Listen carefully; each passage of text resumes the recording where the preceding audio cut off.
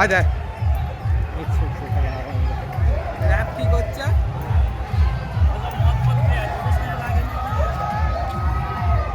তোমাকে বললাম না পরে যাতে তুমি এখানে দাঁড়িয়ে আছো না। যাও।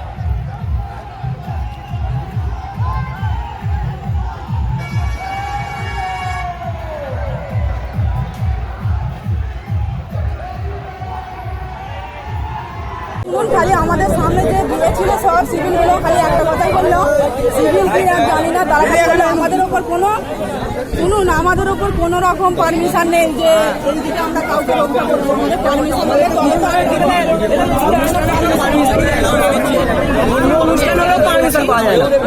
তবে তো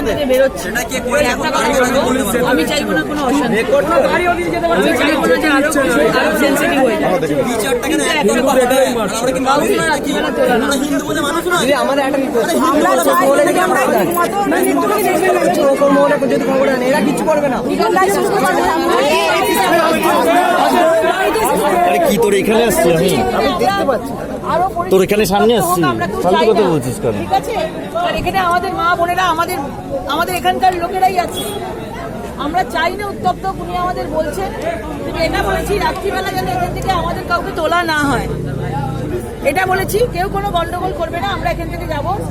ঠিক আছে, পরিস্থিতি ওনারা যখন বলছেন আমাদের ওনার কথা মানতে হবে। আর আমাদের একটাই রিকোয়েস্ট, সবাই কিন্তু আমাদের এই রাস্তা দিয়ে আমাদের স্টেশন পার হয়, প্রতিটা ছেলে প্রতিটা মানে বয়স্ক থেকে আরম্ভ করে সবাই রাজনীতি আসা যাওয়া করে, কারোর উপর কোনো অ্যাটাক নেই। কোনো অ্যাটাক যেন না হয়, সবাই কাজে যায়, সবাই বাড়ি ফেরে। স্টেশন থেকে কেউ বাড়ি ফিরতে পারবে না। জমি নষ্ট করে একজনকে মেরেছে, জমি নেই,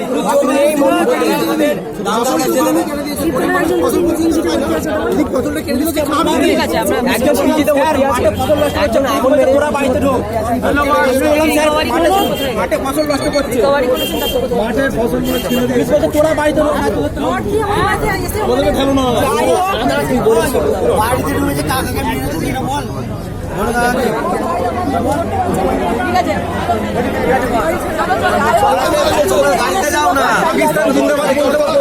পাকিস্তান জিন্দাবাদ বলছে, পুলিশ প্রশাসন কিচ্ছু বলছে না।